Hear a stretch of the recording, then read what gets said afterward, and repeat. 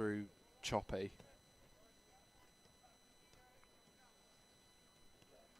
Right. Okay. Do you want to stand aside the other wire because I'm not in the shot here. But now I have to share the limelight. The Matty Cottrell show. So the most important thing. Has that moved or am I going mental? I think it has moved. Yeah. I think the webcam may have shifted. I am. It looks a bit. Is that? Are we looking okay? Okay, awesome. I was gonna say it looked a bit too far. Yeah, if Beautiful. Right. Hopefully it stays, and hopefully people We don't can look hear like we've been us. flashbanged this week, do we? A little bit, I think. Oh, it's. Wait, no. I think that was earlier when we were adjusting it. That's the YouTube delay, isn't it? Okay, that's fine. Can we hear ourselves? Okay. Right. How are the levels? What are we live now? All yeah. right. We're just doing a sound check.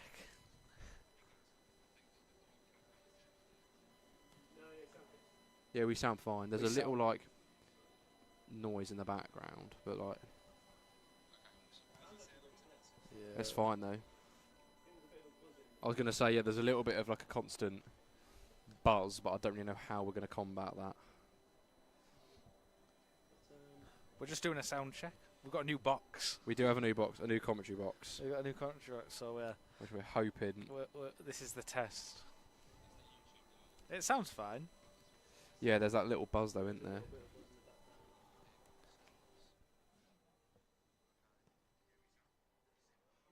Yeah, we are live. The sound seems to be working okay. Yeah, we are trying to eliminate the slight sort of fuzzy buzz sound that you can hear in the background. Not like anyone to get a migraine. We have 29 of you waiting for this game to start just while we're doing this sound test. While you're waiting, it's a good time to subscribe. We are 4 subscribers away from 600, so just while we're doing this test. Hold on a minute. Not subscribed, feel free to. It's free. It's really still there. easy to do. All you need is a YouTube account, so feel free to do that while we try and improve. We're on the road to 600. I think we're 1 away. Are we 1 away? If we're to believe the YouTube live count, we are 1 away from the 600 mark. Please do subscribe while we get everything sorted. Please feel free to We have got that little noise still, I think. do that. We are just under, I think we are just under 10 minutes from kickoff. Just Tinnitus playing up. If you've seen our Maybe lineup then, yeah. on our socials, there's one change to the I don't think we're going to benches. get much better Ken than that. Diggy's knock sees him removed from the bench as George Dickinson comes onto the bench as we continue to fiddle with the box and find out what is up. I'm with getting it in my ear now, though. Oh, I'm getting you. We've got each other's playback, We've got the playback. We can hear each other a bit better. but we now have we've got the buzz. I don't know if YouTube will. What's the sound like for those of you in the stream? The Pop a 35 message of in the you that are here? chat. Let us know what the sound levels are like for you. I'm looking down the tunnel. We've got time. There's still players warming up on the pitch. There's no one in the tunnel. The tunnel's not even out yet. So let us know what the sound sounds like for you. As always, we're extremely prepared. There's a bit of a crackle in the Yeah, pop we're in getting my there. ear at the minute. I don't know if that can be heard on the.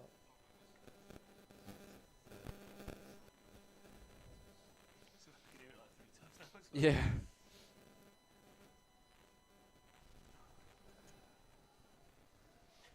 Mark says they're behind the goal, and can we give them a wave? Vaughn, get here and give them a wave. We got to give him a wave. Got to give them a wave. Which goal are we behind? Who's waving? Yeah, there we go. Yeah. He's giving He us a loved wave. that. All right, boys.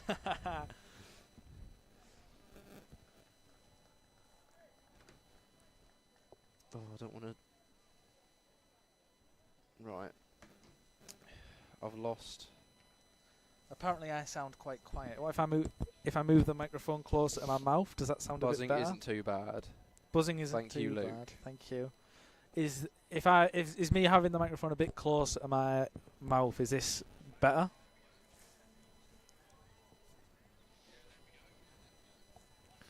How are we? Yeah. Oh, well, the buzzing's gone away for me now. Yeah, it's come out of my headset. I have. But as long as it's I've moved the microphone a bit closer to my mouth for the. I do sound quiet. I have the stream on and I sound a bit quiet, but well, if we are hopefully sorted out. Right, I think we'll go with that then. As long as that's. I'm just sending my mum the link. Come on, Mum, get in the stream.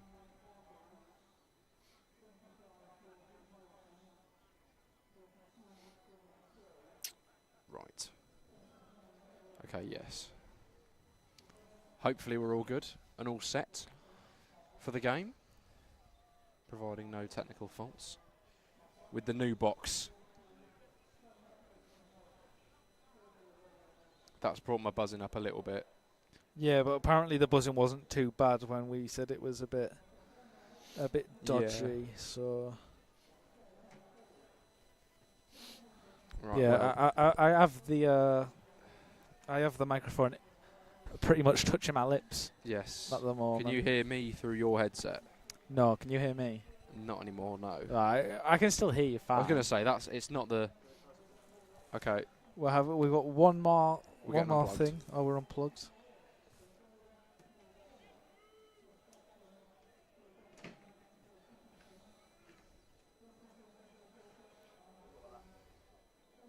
Right.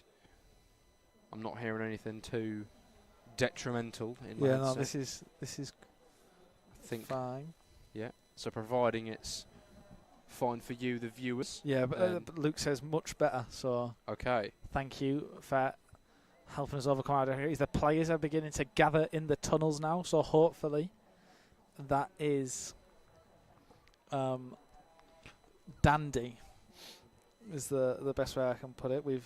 I've sent out a couple of texts to see what people think of the things. But what we will be doing is throughout our game, we'll also be bringing you the scores across the National League North and some of the other local teams around us. So we'll be bringing you the scores from Derby County's game against Charlton, Notts County's game against Sutton United, Barnet and Chesterfield, and then all the games across the National League North.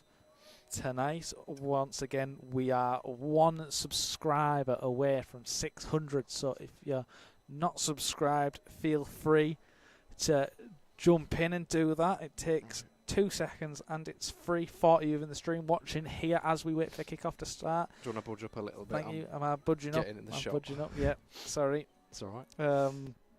Obviously, some interesting games in the National League North. I think we picked out before the game that Brackley and Chorley will be the one to watch for us in terms of the playoff race, where that result's going to really matter for us. Obviously, Chorley sitting in third, I believe so, yeah. Chester in fourth, we're in fifth, and Brackley at eighth. I want to say sitting They're just on the fringes. Yeah. They might have gone in. popped into I know seventh. they have popped into seventh. So Hereford drew, didn't they, at the They did. weekend? And Megan tells me the volume is fine. She wants to wave. There we Hiya, go. Megan. Right.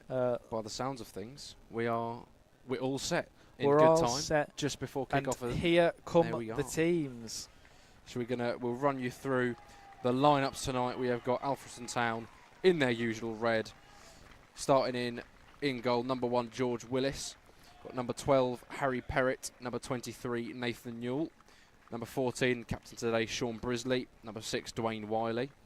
Number 7, Jordan Thewlis. Number 22, Billy Fewster.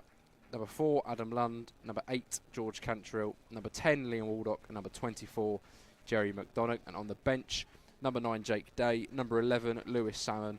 Number 2, Josh Claxton. Number 13, Jake Askew. And number 25, a late change, George Dickinson comes in for Ken Diggy on the bench after he has sustained a knock. Yeah, and the Kings Lynn Town lineup. Our visitors tonight start with number 1, Jones in goal, number 2, Ronan, number 4, McFadden, number 5, Taylor, 6, Coulson, 32, Crow, 14, Hargreaves, 25, Morrison, 35, Walker, 11, Stevens, 19, Devonport, and on the bench they have Dixon, Hodge, Kibolski, Rogers, Margats, and Castro. And I was going off the Kingsland Town's post of the team that doesn't have the first names on. I should have used the team sheet because they have the first names on. But we've done it now. Only blessed with the one team sheet. Yeah, for the whole media team. Printers malfunctioned on us today, but we're making do. Yeah, seems to be 3-0. Lofty prediction. Obviously, Kings Lynn currently at the wrong end of the table, but on a good run of form. I think it's out of their last 8, they've only lost 1. A few draws and a couple of wins in there sees them just above the drop zone.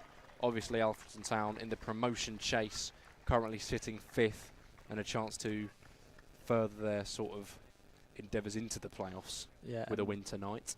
The fun fact for tonight's game is that Alfreton are winless in their last 8 encounters with Kingsland Town. 7 losses and 1 draw, I believe, is the record. So hopefully today we can break that duck, get a result. Change of fortunes. I think it's the first time my dad's predicted us to win in about 3 games. Or we'll lose then, probably. So, but I would say I'm going to predict a 2-1 win tonight. I'm going to predict. Here we go. Here we go. We are underway at the Impact. Ben Stevens getting us underway for Kings Lynn Town with the kick-off, starting with a direct route to the right. Almost an early chance there. A nice little flick on. Ben Stevens is flagged offside by the linesman, though. So what is it? You're going for a 2-1 win? A 2-1 win, yeah. 2-1 win. I will go with... I've been correct the last 2 times I've been on commentary duty. You have, yeah. So I'm going to try and make that a hat-trick, and I'm going to go for... I'm going to go for a 1-0. I'm going for a 1-0. Yeah. You're predicting us to keep our record of not conceding a goal at home yet this calendar year. I am indeed. Obviously, I'm predicting that to break because everything breaks eventually. Well, we shall see. Harry Perrott putting a ball into the box towards McDonagh. Doesn't quite reach him, but it falls for Waldock inside the area. Cantrell doing his best to rescue that, but Kingsley and Town come away with possession. Ball out wide to Stevens on the right, but it's short. Brisley clears. Back forward by Kings Lynn. Brisley getting that one away again. Yeah, Sean Brisley coming straight in as captain tonight after, I think it's the first time there's been a change to the side in about 3 weeks. Billy's obviously, when the team's performing well, he doesn't change it up. He leaves out his side that are winning. Obviously, Diggy picked up a knock on Saturday when he did the warm-up, I believe, and it was the decision was made to drop him from the bench out of the squad because of that knock. And George Dickinson, the young midfielder on loan from Sheffield United, has come in on the bench. Kings Lynn with a deep free kick into the area from the halfway line. It is flicked on well away from Dwayne Wiley, only to the edge of the area, finally fully dealt with by Alfreton. Kings Lynn trying to keep the pressure on though. Ball down the line goes out for a throw. Yeah, Nathan Newell just losing that foot race to Hargreaves. Didn't prove to be too detrimental though. Should be all right. Adam Lund has the ball dried with a fan scarf, ready to launch this one down the line into the Kings Lynn half. Forward it comes. Approaching 70 viewers early into this stream. Thank you everyone for tuning in from the start. I was going to say, I imagine we'll have a few more than usual opposition fans tuning in today. Obviously, it's a massive trip for Kings Lynn down in Norfolk, and it looks like a decent number of them have made the journey. And yeah, obviously a good 7,500. Yeah, I'd say it's pushing that. And Adam Lund with a chance to get it back into the area from a throw that was cleared away is Liam Waldock on the right. Comes back to Wiley. It goes all the way back to his goalkeeper George Willis. On his left foot. Nice little bent pass out to Nathan Newell. Miscontrols it though. Thankfully the Roman wasn't able to find do anything with a that. player on side. Ben Stevens was stood a good 15 yards offside for Kings Lynn as that ball came through, and Yeah, obviously just let it run through to George Willis. And a 1-2 Ooh, from nice. Perrott and Billy Fuster. Oh, that's Great bit of great play. football. Perrott in the area, shoots, Good save. save. Out for a corner. Lovely little bit of football to start the evening off. Perrott on that right-hand side with Fuster playing a little 1-2. Pulling all the strings. Getting into the area. Played it again to Waldock on the inside. Got it back into the box and got his shot away. But the goalkeeper, Paul Jones, making a good stop low to his right-hand side. The corner does come to nothing, though. There's a short attempt, but it was picked up by Kingsley, and they read it well. A chance for them to get away, but it's Cantrell with the challenge. Lund finding Great Grizzly ball. in a high position, who does McDonough. well. McDonough with an outside the foot pass to Dwayne Wiley. Cleared away only as far as Adam Lund, though. Will look to recycle possession. Yeah, just slowing the tempo down a In bit. it goes. Headed away by Kingsley and eventually dealt with a chance for them to get on the break. Good challenge by Cantrell. He gets caught afterwards, though, and he is hobbling away from that one. Just an uncomfortable catch there in the challenge. I'm sure he'll be fine, and he already seems to have run it off. Just a bit of an impact kind of knock he received there. I'd imagine so. It's Fuster on the right-hand side into Lund. Finds McDonough. Can't quite keep it under control, though. It was a drilled pass. He would have done well to keep that alive. Kingsley now back in possession. Ronan hugging this line as Newell comes to close him down, and he looks for the narrow ball. Stevens was making that run. One intercepted with a head by Sean Brisley. Kingsley do have a throw on this right-hand side. Nathan Newell making an interception. Potentially, if Kingsley have a long throw of their own, a chance for them to get their first sort of forage into the area. Yeah, they have bodies in the box, but it doesn't look like it's quite an Adam Lund throw because they're starting to come a bit shorter, and they do go feet and back. Nice 1-2 though. Ball into the back post, but it's too far. Yeah, good over ball every shirt in the right area. We have our first goal, not in the National League North, but it's a goal for Sutton United against Notts County. Notts County some really poor form as of late. That's bottom of the league, Sutton United taking the league. Obviously thrashed them on the opening day. And well, obviously Notts County with a recent change of manager. It's not gone great for them. They've only beaten Newport County, I want to say, since Stuart Maynard's arrival. It's not the best start against Sutton United today. George Willis is going to pump this ball long, aiming for the head of Jerry McDonough, which he finds. But his header can only find a Kingsland Town player. Great header forward by Lund. Yeah, just wins that battle against Cameron Hargreaves in the middle to knock it forward, but not often player to get after it. Cian Ronan seen a little bit of action on this right-hand side. Good turn by McDonough. Oh, Fuster almost getting a chance to run in behind the defence. But Kingsland do come away with it, and they have a lot of space in the sort of midfield area. It's out wide to Ronan once more on this right-hand side, the full-back. Making a run forward, putting a ball into the area towards Ben Stevens. Great touch to bring it down. Offloads it. It's backed out wide to Ronan. Ball in on his left foot. Stevens chests it down. Tackled by a combination of Dwayne Wiley and Liam Waldock, though, and a chance for Alfreton to get forward themselves. Yeah, Kingsland looking to make the most of Ronan on this right-hand side, who has popped up as the early danger man for the visitors. I'd agree with you. I think he's seen more possession than any of their players so far. Already put a few balls into the area. Yeah, found Stevens a few times as well on the edge of the area. That little kind of scorpion kick first touch he did there was very impressive. But too many red players on the edge of the area meant he had to come back out. Ooh, Ben Stevens has got the better of Nathan Newell there initially. Made the turn to run on him. Plays it back to Ronan. He didn't want it that early. Into the middle. And just as Kingsland are building this play up in a game where we would have ideally liked there to have been no goals, Brackley have taken the lead against Charlie. We would have been very happy if that game had stayed at 0-0 for the entirety, but Brackley have taken the lead there, although sometimes these scores may change because live score has VAR and they like to disallow goals 20 minutes after they've been given. They do indeed, unfortunately for us on the update front. So sometimes we might retract goals a little bit after the fact. Usually that doesn't happen too often, maybe once or twice, and we'll usually rectify those at half-time if they happen in the first half. So with that Brackley goal, they do rise to 5th in the league, pushing Alfreton down to 6th. 2 points behind, but with a game in hand. Yes. And still only 2 points off of 3rd place, Chorley.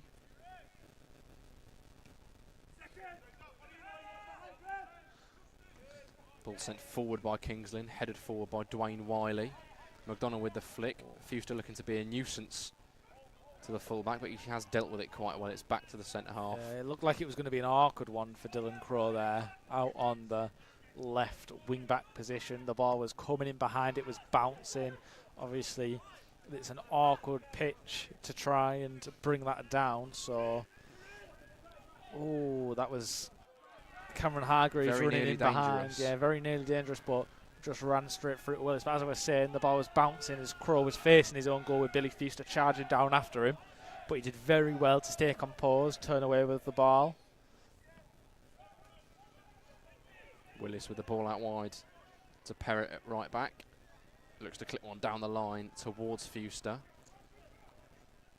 Shepherded out very well by the centre half, Greg Taylor for Kings Lynn. It will be a goal kick.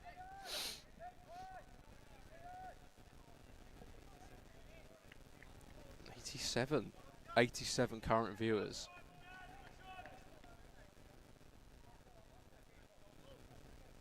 It's good going for a Tuesday night game. What's the chat saying? Have we got anything? Trafford's Gaming Network can't be there tonight, but on a business trip and watching along. Thank you for joining the stream. We appreciate it. Yeah. Always welcome in our commentaries. Goal kick has been shanked out of play by the Kings Lynn keeper Jones. He wasn't happy with that one. It's going to come in and then come back out. Ronan wasn't able to keep it in play, and it's going to be a chance for Alfreton to get it in the area. Adam Lund over the throw-in. As we know, he can launch these, and he does exactly that into the box. Headed away, though. Going to fall for Perrott. Waldock left it for him. Back into the area. Just evades McDonough. Headed out towards Dwayne Wiley, who thought about having a shot. Lund getting it back in there. Flicked on by McDonough. Oh, just behind the defender for Thewlis. He's kept it in he has very kept it well. In brilliantly. Waldock looking to put it back into the area, and he does at the second time of asking, but it's cleared away again by Kings Lynn. Good block by Lund. Kings Lynn under an abundance of pressure at the moment, but they could be breaking quickly here, but Dwayne Wiley does very really composed. Well to find the way back to George Willis, who's going to immediately reapply that pressure with a long ball. Flicked on by Billy Fuster, flicked on again by Jerry McDonough, but Jordan Thewlis couldn't quite get there, and it's poked long by the centre half. Goes long again towards Fuster. It wasn't the best ball that we've seen from him. Kings Lynn now trying to break forward. It's Greg Taylor. He tried to cut inside, but Perrott dispossesses him.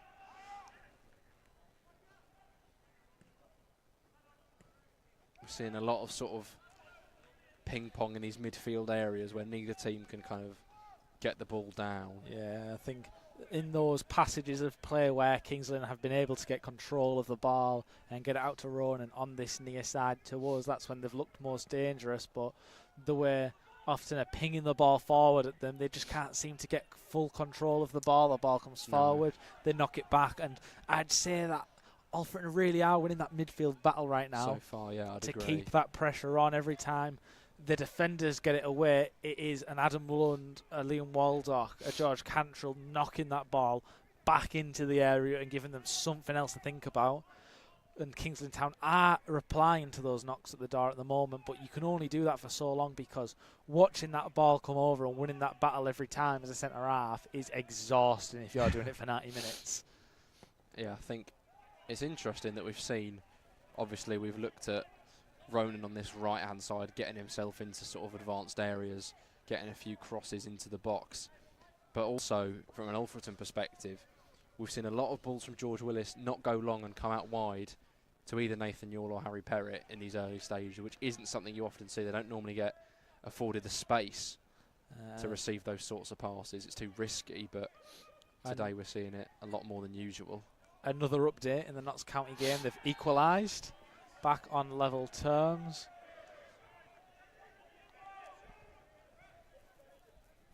Say aside, I remember we had a conversation about it in the press box, one of the first games of the season, where everyone, bar me, was of the opinion that Notts County would win that league. I said I thought Wrexham would win it because I like the documentary.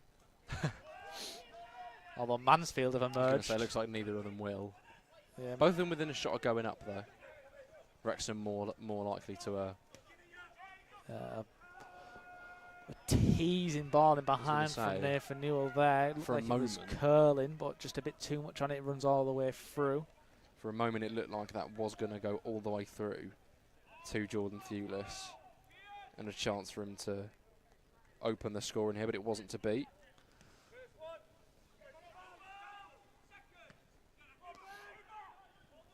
George Willis collects Paul Jones's goal kick as it comes wide. Straight through, and Cantrell getting this one long forward, missed by the Kings Lynn man, but he's let it run through back to Ronan, sends it back up the pitch. Dwayne Wiley just about missing that one, but Willis coming out to deal with it, getting it clear. It's going to go out for a Kings Lynn throw on the far right hand side to us. You see, Kings Lynn, they clearly have their way of playing in this game that they want to play. They've set up in what looks to be a 4-3-3 in attack, but a winger has been coming in when it is on that far side to make it a 4-4-2. But they are employing a tactic that I have often discouraged from sides that have visited us this season, because they're happy to let us hold the ball at the back and let us send it long. And they're happy to try and win those battles.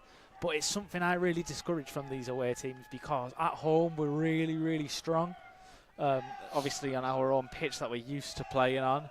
And when we send that ball long, it's so difficult to deal with for 90 minutes. And I'm just not a big believer in letting us have that ball and letting us send it long, because eventually it will get knocked down. The idea is that all we need is that one chance. And when we take them, it's grueling for a side who feel like they've played the better football. Adam Lund with a throw into the box from the far side, headed away, back to him. Looks to get it back into the area. It's blocked, kept out from being a corner though. Yeah. Sutton have retaken the lead at Notts County. 2-1 now there. Oh, that was just miscommunicated as the ball came long, and Sean Brisley managed to flick it on, but Jordan Thewlis had just inverted his run in behind, thinking he was going to get a bit more on it. Yeah. Does go out for a Kings Lynn throw though, right by the corner flag. Yeah, often going to look to box the Lynnettes in here. As they do, Adam Lund wins the header, and Jordan Thewlis comes away with the ball as he cuts inside past two players, can't quite skip past a third. No, he did get crowded out. Brisley with a good bit of defending there to thwart that attack. Owen Davenport just looked like he wanted to flick the ball through the legs. And no joy. There is Fuster on the right, back to Perrett. Ball deep into the area towards Thewlis. Headed away. Adam Lund is going to chase that one down, shepherd it out for a throw.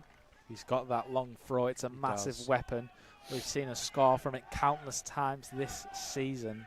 Nathan Yule is providing the short option. Ben Stevens coming over to mark it though.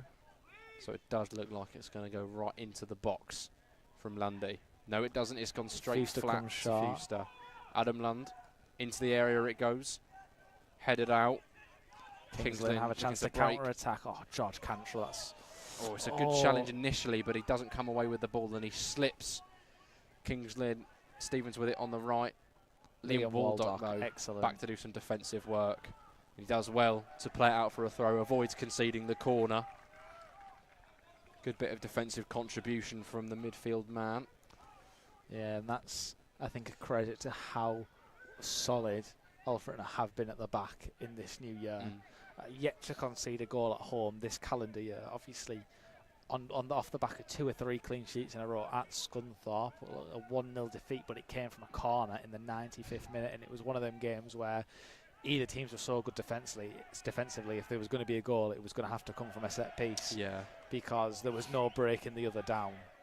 So that is probably not the news that Kings Lynn will want to be hearing from an Alfreton perspective.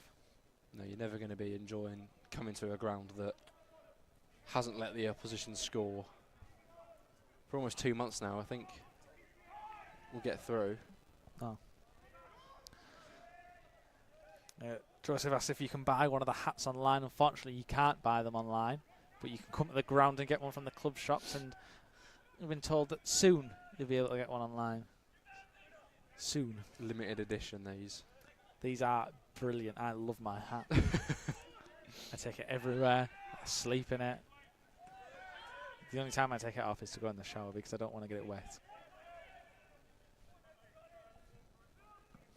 George Willis drilling one low into the midfield towards Cantrell, unable to deal with it. Clipped in behind. Kings Lynn are in here. It's over the goalkeeper, and it's in. And Kings Lynn have the lead, and the first goal scored by an opponent at the Impact in 2024. Yeah, there. Wow. I've jinxed it. You have. I was going to say. I've brought it up. I've brought up the record. And just like that, it's been broken. I mean, it was a lovely sort of chip ball in behind from the number 25, I believe, George Morrison. I might have been Davenport on the initial ball in. And it's one of those where it's just about enough to get ahead of the defence, but not enough for the goalkeeper to come out to deal with it. He did try. George Willis came out to greet his man, but it wasn't enough. The Kings Lynn man got enough on it to get it over him, and then got enough dip on it to get it into the net. Dwayne Wiley was chasing it, but he wasn't able to clear it off the line. I believe Kings Lynn are unbeaten in 3, so in good form and in good stead coming into this game. So obviously a lot of Lynette supporters in the comments predicting wins for their side. Banbury have a red card against Peterborough Sparks. Obviously Banbury played here last Tuesday, and I was very critical of the Banbury setup. They did have a player sent off against us on that Tuesday. I was very critical of the tactical setup of Banbury because I couldn't figure out what formation they were playing because it changed so often. That was made for good viewing, but made for frustrating commentary. I was struggling with what to do, but and also worth mentioning, your hat trick's gone. Yes, it has. No, unless we can go back and edit out the fact that I said a 1-0 win for Alfreton if it stays 1-0 to Kings Lynn. Iron out some editing there, but unfortunately it has. My prediction streak ends at 2. Thanks to Cameron Hargreaves grabbing the opener tonight for Kings Lynn, putting them 1-0 up, continuing their rich vein of form. And that goal will put Alfreton down into 7th place, still in the playoffs, but dropping from 5th to 7th in the live table as things stand around the grounds. Kings Lynn rising up to 18th, 3 points above the drop zone. It's been a remarkable turnaround for them in recent times, since the turn of the year. And often want to, obviously 12 games left, 6 at home, 6 away. And I think the feel is across the media team is that we need, I think, maybe 7 wins from those 12, and yes, we'd want the majority of them to come from the home fixtures where we have been really, really solid this season. Obviously, this is not the start that we want from our perspective this evening, but although Perrott had that really good chance early on, I think Kings Lynn have put more dangerous balls in behind and asked a few more questions than the Reds tonight so far, but this is football and things can change just like that. We will see, hopefully, Alfreton getting straight back into the game Obviously, it's whoa. Buxton have taken the lead at Boston. My headset has just decided to go crackly, and now it's stopped. I don't know what you've done, but it's. I think I'm okay. Yeah. Bit of a technical difficulty. It was always going to happen. Yeah, we have Buxton have gone 1-0 up. But I think we're back. Yeah. Jerry McDonald looks to flick it on for Jordan Thewlis, but just can't quite get the guided touch needed to get it all the way through. Ooh, Sean Brisley tries to skip past a man, but loses the ball. Davenport Has it on down the left. and Back Crow. to his full back. Clipped into the area. It does evade everybody though, and it's out for a goal kick. Willis knew that was going wide of the post. Yeah, and I think cleverly left it. that's the last time Sean Brisley tries a body feint. Yeah, it's slightly better, but I can still hear it. I don't know what happens, but when you lift it up, I can't hear it anymore. Now I can hear it again.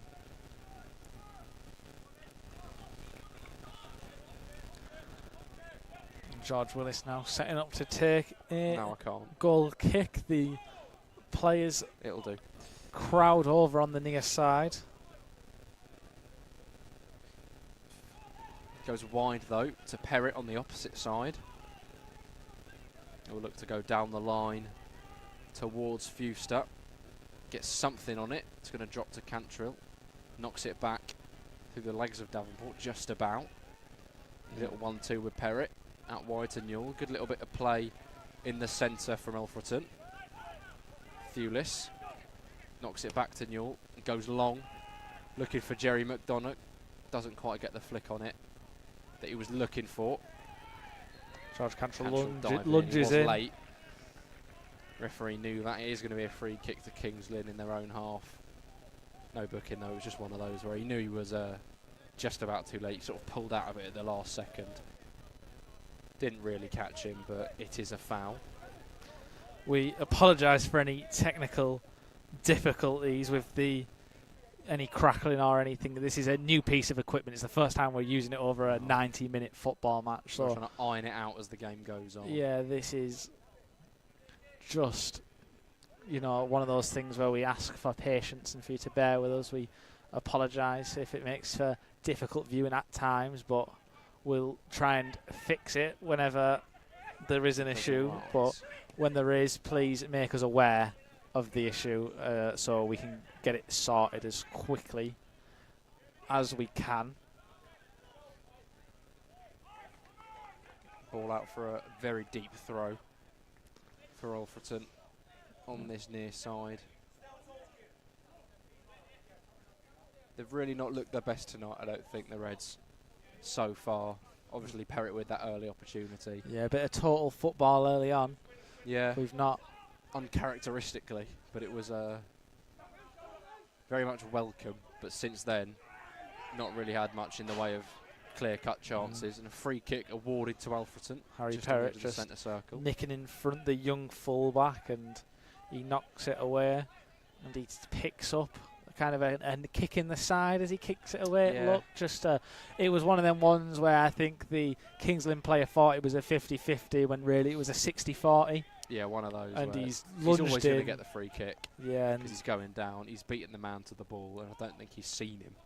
So, always going to be a foul. Willis does send the free kick long into the area, but a free kick is given to Kings Lynn before it can drop, presumably for some obstruction or a push. Flag didn't come up, so I don't believe it was an offside call. It's a free kick to Kings Lynn.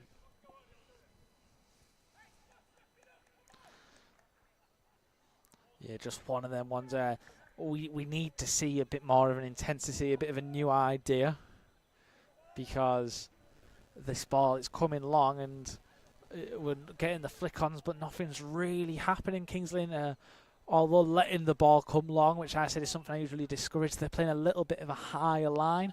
So when the ball is being knocked down, obviously the players are further away from the goal. Obviously the danger of that is if the ball's overhit and it goes all the way in behind, a red player gets there first, there is obviously a chance of goal, which is how Kings Lynn got there first. It is. Of the evening. Oh, throw on the far side for Kings Lynn, which the red side of the dugout disagree with, I think it's safe to say. Yeah, we are approaching the half-an-hour mark of the game. The first chance came for Harry Perrott after a lovely 1-2 with Fewster. Another one with Waldock, a strike at goal, but did not get the better of Jones in the Kings Lynn goal. And then that neat ball over the top, in behind the Alfreton defence, waited perfectly for, I believe it was Hargreaves, yeah. Cameron Hargreaves. Just nicely, first time, flicked it over George Willis, who came rushing off his line into the back of the net. And that is what separates the two sides. And a goal separates the two sides at Barnet as Chesterfield take the lead. What a swagway that was. That takes them back 23 points clear. Was it 20 before the game, or would it have been 20? Well, it was 20, and they drew against Rochdale, didn't they, at the weekend? I'm not sure how Barnet and Bromley got on. No, well, I think it's not too long now before Chesterfield confirm their long-awaited return to the Football League. Yeah, I believe they are maybe we'll say 23 points clear with 30-odd to play for. Yeah, they should do it, bar an amazing collapse from Paul Cook's side. It should be all right. Yeah. If I were to tell you a banker of a bet, it would be for Chesterfield to get promoted. Put all your money on it, mortgage your house, put your money on it, you might make a tenner. Free kick given to Kings Lynn around halfway for a push. Adam Land having words with the referee. And obviously not too happy about that decision. Rushall Olympic have taken the lead against Farnsley Celtic at Farnsley Celtic. Obviously, we visit Farnsley Celtic not this Saturday, but the Saturday after. Obviously, after we play Gloucester at home on Saturday, and then a visit up to my ends in the northeast to play Spennymoor. Free kick comes along from Kings Lynn, headed away by Brisley, brought down by Liam Waldock in the middle. Out he goes to Newell. His throw is blocked by Kian Ronan. Goes out for an Alfreton throw just by the corner flag. A bit of pressure from the number 2 for Kings Lynn. Yeah, and Banbury, who are down to 10 men, have gone behind as Peterborough Sports take the lead. I believe, did Peterborough Sports win 4-0 at the weekend as well? I want to say they did. Yeah, they had 2 players in the team of the week. Obviously, a very good result for them. They did, indeed. They beat Rushall 4-0 at home. Throw goes into the Kings Lynn half. Hooked forward again by Cantrill towards McDonough. Wins the header. And we're just getting this sustained pressure from Alfreton as they knock the ball forward. Kings Lynn knock it back, they knock it forward again, and nothing's coming from it. It's sustained pressure. It's going to tire out the visitors. It is. But when you're already leading and you get towards the end of the game where they get tired, you get that extra boost, you know, when you're only winning by 1 goal. You get that second win to try and win the game. The ball comes in from Perrott. Knocked down from Thewlos. Wide of the mark from Liam Waldock. Yeah, just the next best chance since that Perrott opportunity early on. But Thewlis, obviously Perrott looked for him with the cross, and it was knocked back. It fell to Liam Waldock inside the area, looking to continue his hot runner form, but couldn't quite find the target. Yeah, just wrapped his right foot around it a little bit too much, and it went wide of that left-hand post. But that's why I discouraged letting those long balls come into the area, because eventually something fruitful will fall from the Alfreton tree.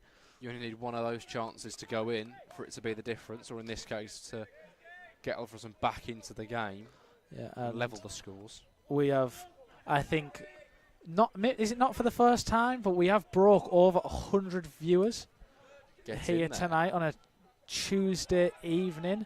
And I tell you what, someone play some music. The Great Escape, Darlington have taken the lead against Curzon Ashton. Goodness me. That is... They are really going for it. Obviously now, picked up a really good 2-1 win over Buxton at the weekend. Obviously, they beat South Shields 4-0 shortly after we beat Darlington 2-0. After the defeat to us, they have really turned on this effort for the escape. Obviously, when we spoke to the guys at Downton, they said they just felt like they were running out of time every week to start winning games, but those wins have started to come for Steve Watson, who, shortly after he was put into charge, and Notts County have equalised. Back on level terms. Already. Yeah. Trailing twice to, I think, are the bottom or second bottom? They are bottom of the league, Sutton. Behind Forest Green in that drop zone. Two teams obviously familiar with the National League. Looking likely to return. Obviously you've got a few teams. Doncaster in that conversation. Grimsby are down there. Colchester are down there at the moment, but they look like they're going to be alright under the Cowleys. Alfreton do get themselves a free kick in a slightly more advanced position than we've seen so far. Just ahead of the centre circle. It's going to be looking like it's going to be Nathan Newell to sort of fizz this one in. Yeah, it's a little bit too central for where he'd like it really to whip it in. So my knee's locking up here, sorry. If I look like I'm doing some sort of boogie. I'm too old for this. I turned 20 this year. And it goes from Nathan Newell ahead of everybody though, straight out for a goal kick. I'm going to have to get out and try and unlock my knee. It's not good when you just recruited me to play five-a-side and I can't. No. I can't stand still without my knee. Yeah, don't lock up, please. We're going to need you. I just have to do a little bounce up and down every now and again. Yeah, open the gate. We do have fun on our streams. We do have fun. Usually, by the way, when we segue into random things about my knee locking up, it's because there's nothing happening. The ball's out you're play, not missing action, and we're waiting for the goal kick to happen. But we just do it so effortlessly that you don't even realise there's no player. And we're just kind of chatting. The ball comes in from the goal kick. Nathan Newell knocks it down to Liam Waldock. And nice little 1-2 with George Cantrell. Who flicked on by McDonough. Nobody there, though. Waldock kind of stops the clearance from coming all the way through. But once again, no one there. It's a good little bit of movement by Owen Davenport for Kings Lynn to earn them a throw. On this near side. I'm now getting texts off Megan giving me grief for being old. Oh, my body's falling apart. Deary me. And we're just waiting for Kings Lynn to take this throw and Rowan on this near side. Just approaching the final third. Obviously throws it towards the edge of the box. Newell heads it out and now this throw-in is in a very advanced position. It is. It's what they were looking for. Rushall Olympic have doubled their lead against Farnsley Celtic to 2-0. After they received that 4-0 drumming at the weekend that we just spoke about. Bouncing back, obviously without their leading scorer. Danny Waldron. Yeah, made that move to Southend. Got off the mark recently as well for the Blues. Yeah, it's not the first time we see a prolific goal scorer from the National League North go up to the National League. Obviously, Mark Beck from Darlington last season moved to Solihull Moors. Made the jump. Yeah, he scored a decent few goals for them. It's my obscure knowledge of the North East fair in every stream. I'll pop up a bit there. George Willis takes his goal kick up towards McDonough. It's won by Greg Taylor. Waldock takes this one down. Looks to get it in behind. Hacked away. And out of the ground. For Carl McFadden. It's going to be a throw. I was about to say, brace yourself for the ball to clash off the metal roof next to us, but it went all the way over. Yeah, the webcam would have been in danger with its structurally integral sellotape. Our makeshift little angle here today. Adam Lund standing over the throat, looking to launch it in. There's no short option for him this time. So he cannons it into the near post. Headed up in the air by Kings Lynn. Punched away from Jones. It looked like it was just going to land in the back of the net, but he got it up, punched it away. Waldock holds off. He knows what he's doing. His man to give Lundy the chance to launch the ball back in to the box once again, but this time from the other side. Yeah, that's what the throwing can do. It's what they're looking for. Obviously, it wasn't even won by first contact. Wasn't from an Alfreton man, but it still forced the goalkeeper to scramble and punch that one away. And another chance, another throw into the area, knocked down, cleared away by Kings Lynn. Harry Perrott picking this one up, trying to take it out wide, but he is dispossessed by Kings Lynn man Dylan Crow. Yeah, while Could we be wait, another throw though. while we wait for Lundy to come over, one thing I forgot to mention, obviously Buxton are leading 1-0. The goal was scored by Dylan Motley Henry. Former Alfreton man from this Yeah, season. this season on loan from South Shields. Obviously didn't make his move permanent here with the Reds, but is playing for another local team in Buxton. Yeah, you could say. I mean, he popped up with the odd goal. He was quite a quick winger, wasn't he? Yeah, he is Not a bad player at all. direct player, not a bad player at all, no. Obviously formerly of the Bradford City Academy, one of their products. George Willis in possession here for Alfreton, looking to go long. Forward it comes towards Dwayne Wiley and McDonough. Sean Brisley has an attempt from outside the area. I don't think you're going to hear that very often. A chest down his touch. Good reason Literally for that. brings it off his chest, chests it down, and then he swivels for the volley. It was like a 2010 Wayne Rooney without the finish, without the product, over the bar. Not really any danger of it being on target, but No. the movement was that of a there. 2010 Wayne Rooney, and Derby County have taken the lead against Charlton Athletic after a disappointing loss for them at the weekend against promotion contenders Barnsley. Obviously Derby were sat in second and Barnsley in fourth before that game.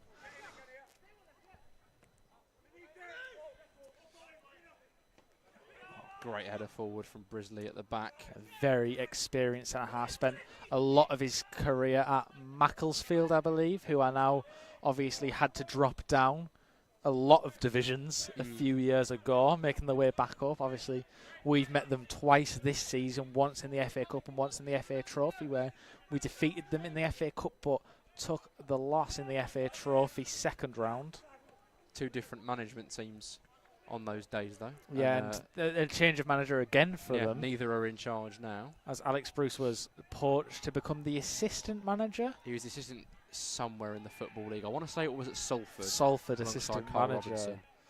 Yes. But they've had a lot of turnover in the management Obviously, team. when it's a big change for them because before this season, the manager they had got them back-to-back promotions and had been there for 3 years. Yeah. So to suddenly have 3 different managers in a season will be weird for their large fan base for the Northern Premier League. Obviously, it's never nice to see a club forced to drop down so many levels given what happened, obviously, with their brief spell in the Football League just before they were wound up. Sees them drop into, well, only are they 7th or 8th tier now? I want to say 8th. The below, be it's not wrong. 7th. Oh, 7th, I 7th. believe, yeah. League below. Oh, of course, yeah. Yeah. Just Paul Jones holding the ball in his box at the moment. We've got a lot of Kings Lynn supporters in the chat tonight, in the stream. I'm enjoying you all a lot more, though, than the abundance of South Shield supporters we got in who give me a lot of grief. We've not had any number plates to read out yet, have No, we? the South Shields fans persisted at trying to get me to say some sort of swear word with a 14-year-old trick, but I'm a bit more switched on than that, so they didn't catch me. Had it been tonight, they might have catch me. It's been a long week. It's only Tuesday. Alfreton in possession. Waldock in the attack is out to McDonough. Jerry. Evades Fuster, tries to come inside. It's blocked. The ball played forward. Yeah. Audible displeasure from the front line there. Yeah, just Out for a throw. on the Alfreton halfway looking line. to try and knock on the door, but Kingston just keep answering every time. They do. In this first half, it's making it really difficult as we approach the final few minutes plus stoppage time of this first half. And Lundy launches the ball. Oh, he's got so much distance on that throw. And he will get another one. This time in a really good position. Oh, they're not going to let him use the new ball, though. They have already done that. Yeah. Goalkeeping coach Sol on the touchline likes to have an extra ball to throw to Lundy so he can have a nice dry ball for his throw-ins, but the referee's not going to let it go this time. Yeah. Fuster, little 1-2 with Adam Lund, puts it into the area. It's blocked. Drops to Cantrill. It goes back to Lund. Into the area once more. Evades everybody and out to Ronan for Kings Lynn on the right. Opts to go back. Warlock closing him down. The ball comes down the line. No danger. It's going to trickle out for a throw for the Reds.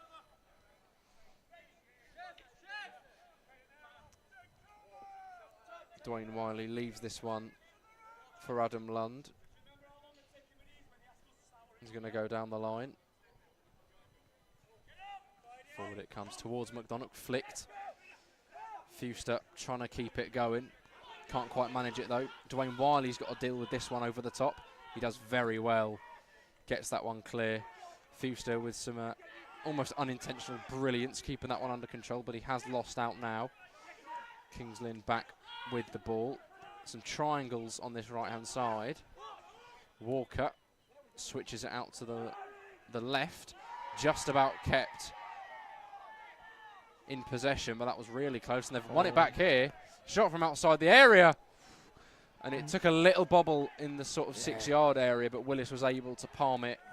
My heart sank there. George Willis looks a bit wrong-footed as the shot came in, and it could have been one he just picked up easily, but with his wrong footing, he kind of had to parry it away and then get on top of it. Very well though. But he did. But it was one of them ones where you look at him and you can see his footwork's a bit wrong. Yeah. And I know that feeling as a goalkeeper when you go to save a shot and your footwork's wrong, and you know you're in trouble. But he's done very well to stop that ending up in the back of the net.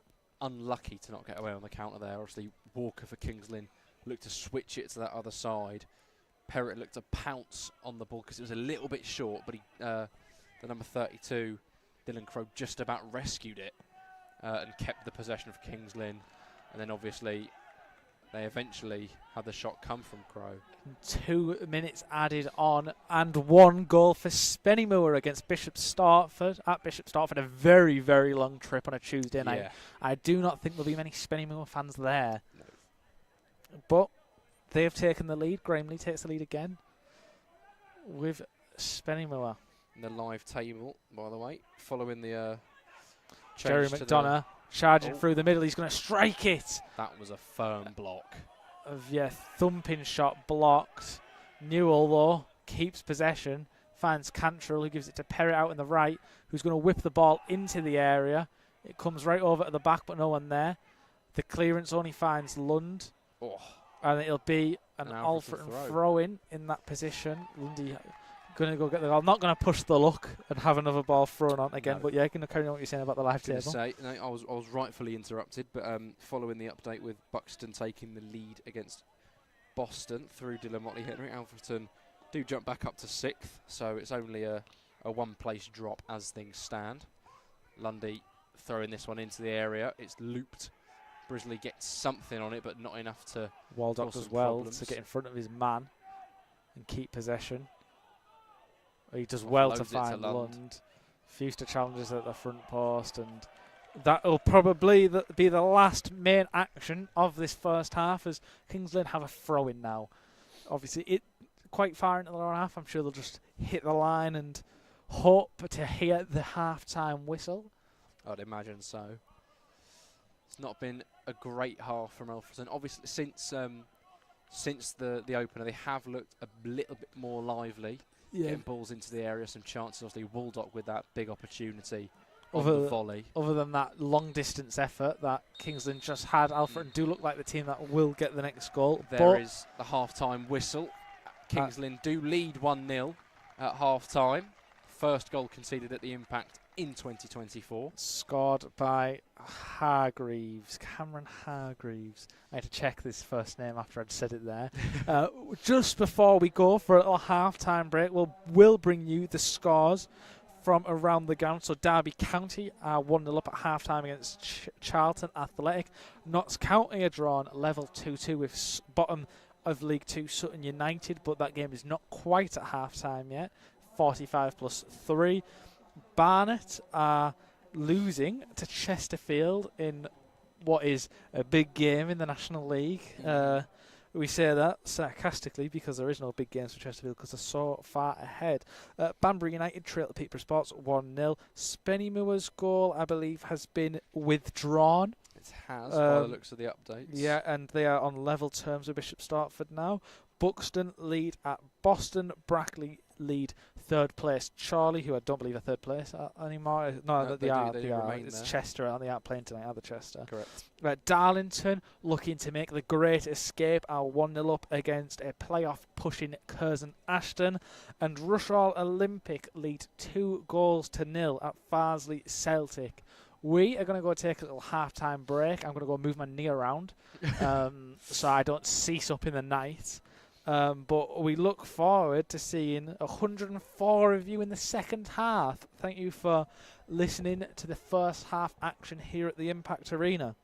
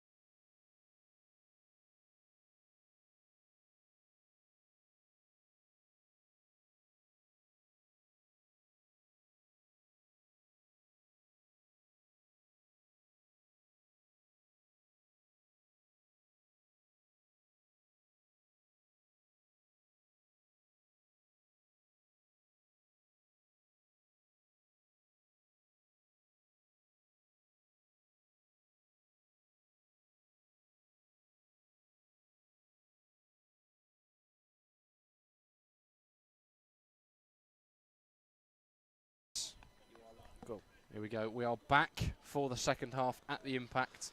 Alfreton Town 1-0 down to Kings Lynn. We have had a half-time change, seeing Josh Claxton introduced for the Reds in place of Billy Fewster, making his 199th Alfreton appearance. Could see him make his 200th. And he's taken the kick off. He is. Are we seeing a Josh Claxton right-wing cameo? We very much... Well, he did come on as a sort of... the wing is a bit of a stretch, as a wide midfielder for the last few minutes against South Shields, didn't he? To just kind of see the game out. Yeah. Can you hear the line? Yeah, the line's playing through we're the hearing headset. ourselves about a minute later. We're hearing ourselves from the stream like a minute later in our ears. And hang on, as we fix this, Ben Stevens is coming down the left. He's give it to Crow. Yes, Yeah, still getting it. And Stevens coming down the left again, but he runs the ball out of touch for an Alfreton throw-in. Right. Yeah, we're all good. We're all good. We've stopped. Yep, nice. And you'll notice the time is going. Yes. Get in. Yeah. We have almost thrown the camera onto the pitch, but we've rescued it, and the technical difficulties will hopefully end there. It honestly, Clacky is further forward than his regular position would suggest.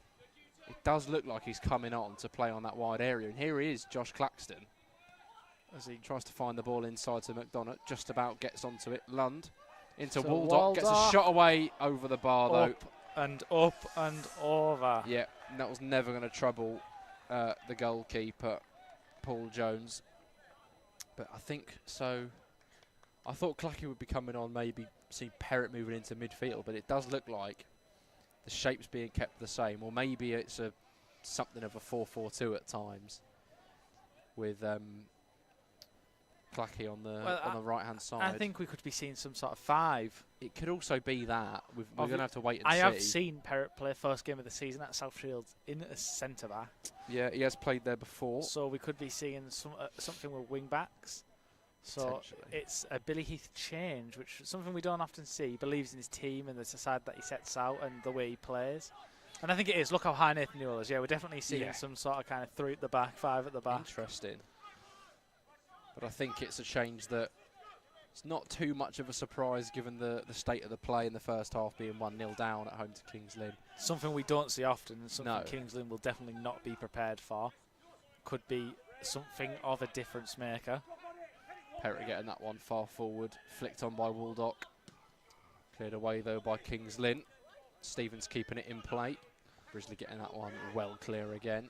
Yeah, I mean, I think it's important to have a trick up your sleeve, especially against a side like Kings Lynn that are full-time and have time to work on you as a team and how you're going to play and try and figure out where they can exploit a team. So it's important to have something that you don't usually do ready to go, especially at this level. And George Cantrell pushes free kick. Cameron Hargreaves in the back and gives away a free kick right out on that far side. Gives Kings Lynn a good opportunity to whip the ball into the area. I think it could also potentially, the tactical switch could potentially be a case of matching Kings Lynn's wing-backs that we're seeing go so far forward on many occasions. So potentially, not only is it a sort of idea to kind of provide some more attacking options, but also to nullify the opponents. Yeah, 91 of you rejoin us for the second half as the ball, it goes into the area, but only to Cherry McDonough, who heads out. The retention on that is absolutely great, considering we've had a 15-minute half-time break. Yeah. Usually the views plummet down, but we're about to knock ourselves over the 100 mark again as Peterborough Sports extend their lead to 2 against Banbury in the National League. Still sounding okay. I was going to say in my ears I've gone quiet, but no, I think I'm still sound like it's still I'm still coming through all right, I believe. And that should be all right. Kings Lynn line up with 1, 2, 3, 4 players on the goal line. Of maybe not, is it 5 players on the goal line in the Alfreton area? They're crowding the keeper, that's for sure. On the edge of the area. Willis have been brought down. Corner hasn't been taken yet, though. In it comes. Headed Headed away. away. Back down. Oh, it's a scramble. Just Touched about away. eventually away from Alfreton. That was a scary... oh, it's a good turn from the number 6. Kings Lynn getting the shot away. It's deflected. I think it was Greg Taylor with a kind of finesse strike from the edge of the box. But the initial turn was from the captain, Josh Coulson, where it looked like he was just going to play a little 1-2 with George Morrison. And he just kind of turned inside. And very good movement for a centre half, that's for sure. Yeah, a big lad, to say the least. It's going to be a throw for Kings Lynn on the left. Dylan Crow looks to find someone in White's feet, and he does, and he receives it back, but can't get the ball past Lund, but he wins another throw-in. Lundy claiming that was his throw-in. I'm not sure how much of a claim he's got there, though. Nah, me neither, but if you're not cheating, you're not trying. Kings Lynn with a chance to have another shot here. Ben Stevens opts to lay it off. Gets it back, though, and he does shoot well over the bar, though. It's a nice little 1-2 between the pair of them, but obviously the final shot wasn't anything for George Willis to deal with. Kings Lynn fans behind the goal did claim the ball and not throw it back, and then tried to volley it back in, but they couldn't quite get it over the net, so it's remaining on top of the ad board for now. We're back underway with a new ball. Dropping for Thewlis on the left. Cantrell with a big challenge.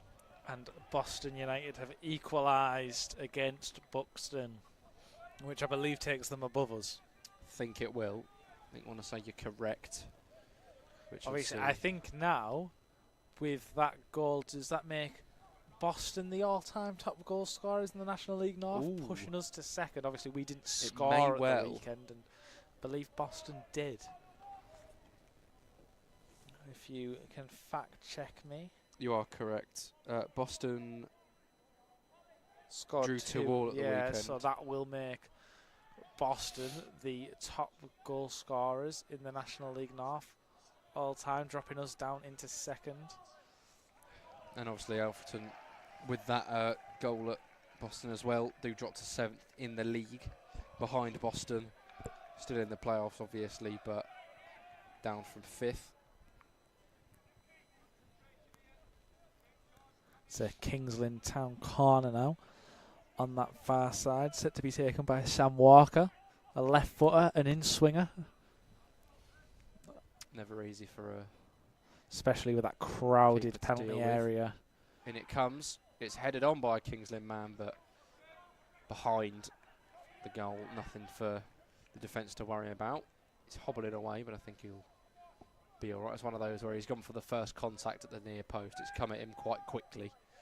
And he's just tried to get anything on it to sort of further it into the box, but it's out for a goal kick. Obviously, last time the ball went over there, the Kings Lynn Town fans kept the ball. They did. And then tried to kick it back onto the pitch when play was about to resume. This time, they still had the ball when a new ball came on, but Pam was over there, and they've given the ball back because I would not get on the wrong side of Pam. No. So you'd be a fool too. They just someone literally went and picked the ball up and give it to her personally, and said sorry, even though they hadn't done anything. They just apologised anyway. Good little flick on that. McDonough goes down in the area, but no claims for a penalty. Kings Lynn getting a throw of their own. Yeah, a little on the right. GF a handball there. The ball did come off Adam Lund's hand, but it was not in an unnatural position, so no free kick given. A throw in now on that far side in Kings Lynn half around that start of the edge of the final third, which will look to throw into the Alfreton half, but Dwayne Wiley wins the header. But the boys in white tonight keep possession, send it long. Dwayne Wiley will clear once again as George Cantrell hooks the ball high and forward, but it's just hooked back the other way and headed by Dwayne Wiley awkwardly. For Harry Perrott does really well against Stevens there too. Dealt with that one. It was a tricky one to get under control, but he did manage it and offloaded it, got it clear. Well, Morrison does really well to find the gap, to dribble away from trouble. And can't quite get the... Ronan just looked to find, I think it's Davenport out on that far side, but Newell gets a foot on it and stops the ball from coming down the channel. Out for a throw. Goes down the line towards Davenport. They do get themselves another throw slightly further forward.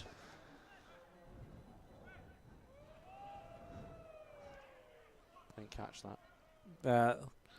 On the tannoy, someone has been requested to come to the office. Oh, lovely bit of play from Kings Lynn as they enter the area. Get the shot away. It's a good save by Willis and eventually cleared by Adam Lund. Worrying signs, though. Good challenge from McDonough. Just what that ew was by the Kings Lynn Yeah. fans is someone has been requested at the office, and the Kings Lynn fans found it rather amusing and give it a bit of a secondary school, a bit of a... It was a nice move, though, on that right side from Kings Lynn. A few 1-2s, and it eventually fell for Ben Stevens in the area, who did get a shot away, but it was nothing that Willis couldn't deal with. He made the save, and Adam Lund eventually got it clear. And Willis just clears the ball there as George Cantrell played it back to him. Cameron Hargreaves looked to be bounding towards Willis to close it down. Felt that George Cantrell unfairly used his arm to impede his press, but the referee didn't see it as anything that he needed to penalise. So the Kings Lynn fans protest, but the play goes on as the ball was then in an offside position, and Kings Lynn have a chance to pump it forward once again, and they do. Headed away by Sean Brisley. It's going to fall for Perrott at the back, who gets that one well away. Knocked down by the Kings Lynn man. Liam Waldock coming across, making a good challenge. McDonough rescuing it. Clacky going long, looking for Thewlis, but he's isolated up there, and it's an easy one to deal with for the Kings Lynn back line. Really good header from George Cantrell into the centre. Liam Waldock just can't quite get there first, as Kings Lynn Town once again have the ball deep and will look to play forward. Harry Perrott wins the header though, and Josh Claxton can hook it towards Jerry McDonough, who heads inside for Waldock. This is a good bit of play as Lund finds Claxton, who looks to cut in towards Lund, who the ball just gets stuck under his feet a little, but a good little flick down the line from Claxton. Lund's touch a little bit heavy, but Claxton cuts inside past one, gives it to Cantrell, who's a bit deeper, who's going to look to take the ball out into a wide area. Oh, this is a nice passage of play, but Lund can't quite keep the ball under control. Commentator's curse. Straight as that one. Nick that one straight out of FIFA. We have. From Peter Drury. But that was a good little bit of play, knocking it about quite nicely. Obviously, that sort of final ball wasn't opening up. But it's going to be a Kings Lynn throw. Sean Brisley making an interception just ahead of the halfway line. It's Crow standing over it.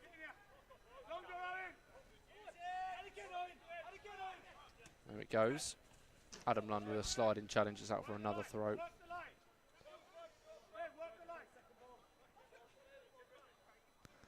Lundy growing frustrated now with the Kings Lynn players, whether that'll fuel a performance or make him get his own head. So. You hope for the first rather than the latter, but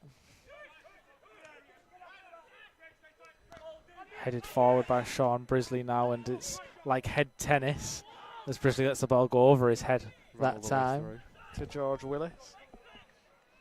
I think you might want to hobble to the right a little bit. Sorry, I've been trying to stop my knee from locking, and I think I've eventually hobbled over out of shot. Willis sending this one long up towards Jerry McDonough. Gets something on it. It's going to drop for Thewlis, is it? Looks to roll his man. Hands all over him, but I don't think he was prevented from doing anything. He does well to nearly bring the ball down, but it's just cleared away. And the ball's just kind of bouncing up in the air now It's going to run all the way through. Sean Brisley lays it back for Willis. He'll send this one far forward once again towards McDonough. He's leant on and couldn't quite keep it down. Waldock blocking the clearance, although it's going to drop here for the on the left-hand side for Dylan Crowe. Brisley getting something on that just to stop the counter-attack. Perritt looking for Newell on the far side. Getting up. Has he won a throw-in, or is it going to be a Kings Lynn ball? It will be. It's going to be a second change for Alfreton. The board is lit up. Who's it going to be? It's going to be Jake Day, to be a introduced. player who's been very impactful for Afton off the bench over the past couple of weeks. Picked up a goal off the bench at Darlington to seal all 3 points after. Yeah. George Cantrell received a wrongful red card, which was overturned. Got an assist against Banbury last Banbury, Tuesday, flicked it on as Ken Diggy, who's not in the squad tonight, following a knock he picked up on Saturday. But we'll see Jordan Thewlis come up, who has kind of primarily played up front with this 5-back as Newell's pushed further forward. We're going to see that double kind of target forward role now, I believe, where these two big boys up front will look to play off each other. And we've seen it a few times this season, not too often, but I think that's a change I would have made personally, because John Thewlis is getting in these challenges on the edge of the area where you just feel like you needed a bit of a body. And Jake Day, nearly with his first touch. It falls Harry to Perritt. It's blocked. Great sliding block from the Kings Lynn man. Some immediate pressure. Oh, what a little touch that is from Newell. Completely intentional. I don't think he had a clue. No. He went to go boot it long, miscued it, and it spun away really nicely for him. And Jerry McDonough. Liam Waldock. Can he get past his man? Oh, he's gone down under the challenge. Down the referee. No penalty. Alfreton fans behind the goal are furious with that decision. It was one of those, I think, the man's I think he's got it right. I think the referee's got it right. As Waldock looked like he'd got round his man, and I was just wanting to see him knock it across the face of goal with his left foot, and he went with his right. I think what he was trying to do was poke it across goal with his right, and obviously in stretching to do that, he's gone to ground. But I think it's one of those where he knows he might get a penalty if he does go down, but unfortunately for him, referee waved away any appeals. For me, I feel like it's more the decision than the challenge that impedes him. It's the decision to go with his right rather than his left that has caused that chance to go begging. If he had knocked it across, I mean, not even a shot, just kind of played it across for one of the bodies in the area to try and poke it in, that would have been much easier for him to pull off. Obviously, he tried to bring his whole body and his shape around the ball to put it in with his right. And I think that's what took him to the ground more than a lunging challenge from a Kings Lynn Town defender. I think, though, it's, well, since the introduction of Jake there about 2 minutes ago, there's been some positive chances. Yeah, he looked like he was just getting up at the back post for the header from the corner when he came on, and I thought, if there's a player I fancy to get up and win the header, it'd be Jake Day. Yeah, and he was kind of ready and waiting as well in the 6-yard box if Waldock could have poked that one across the face of goal for him. Obviously, Jake Day's made his way up and through non-league football throughout the years. A former boxer, formerly of Bridlington Town as well, has made his way through the football leagues, which is kind of the opposite of a lot of the Afton players who have kind of come on freeze when they've been released from full-time academies. Liam Waldock coming from Wednesday. I think Claxton came from Holland, or Perritt came from Accrington. We've got a lot of players who Newell came from Sunderland. I want to say Lundy was Barnsley, but then he went to somewhere else first. Yeah. Speaking of him, he throws the ball into the area towards Jake Day. It's flicked behind for a corner. Yeah, I think another one of those experienced non-league heads in the team is Jordan Thewlis, obviously no longer on the pitch, formerly of Boston. Our rivals in terms of who will be the top scorer in the National League North history. Obviously, both sides still in the league this season. The other team up there is Harrogate in the dizzy heights of League Two. Liam Waldock standing over. The this referee's corner. having none of this from corners. This is the No, he's second or not enjoying third it, is time he? he's stopped play from a corner to have a word with the lads in the area. As Buxton take the lead at Boston, pushing us back up a place into 6th. Here we go. The corner now can be taken. Liam Waldock whipping it in. Cleared away, or before it was even cleared away, Kings Lynn are given a free kick. Sean Brisley putting the ball in the back of the net regardless, sort of unchallenged after the free kick was given. Yeah, that's really soft, I think, from the referee. I think he's only give that on the basis that he had a word with them before and he's seen a body go to the ground. And I think he's just assumed there was contact. But it was just a couple of players making runs into the area and one trips over. And I don't want to be too harsh on the referee, but I think he's give that on the basis that he'd had a word with the players to not do that. From here, it looked like there was nothing in it. Dwayne Riley knocks the ball along now. Jerry McDonough finds Jake Day. Get it out wide. He gets it out wide to Josh Claxton, who's going to look to get it into the area. Put it across goal. It's blocked and away. Kings Lynn man's gone down. Yeah, but he's got straight back up. Yeah, he tried to win a free kick based off his appeal. Just thought if he shouted loud enough, the referee would give him it. Yeah. Nathan Newell on this left-hand side, sending this down the line. It's out for an Alfreton throw. Fans behind the goal in good voice now because they know that Alfreton needs something and they need something soon if they want to get back into this and get a result tonight. Adam Lund preparing to launch another ball into the area. Claxton is giving him the short option. Hargreaves stops He's the short option, again, steps up, Claxton resumes his position outside the area. In it comes towards Jake Day, it's headed away. Adam Lund hooks it back into the area, away by Kings Lynn, won by Cantrill, falling for Perrott. Lays it off to Adam Lund, who gets it in on his left foot, flicked on by Dwayne Wiley. Oh, just no one arriving. No, one of those where it's gone beyond the sort of back post, but there's not. I think players made the run and then they were making the way back on side to have to make another run when that ball came in. Just Dwayne Wiley kind of receiving the ball at the back post from a cross from Adam Lund. He flicks it towards where bodies were, but bodies who were not running towards the goal. I think Alfreton are having a little bit more joy with those chances in and around the area now. Yeah, there's so much danger in that box now with Jake Day and Jerry McDonough on the pitch at the same time. And here's Dwayne Wiley on the left of the back three now.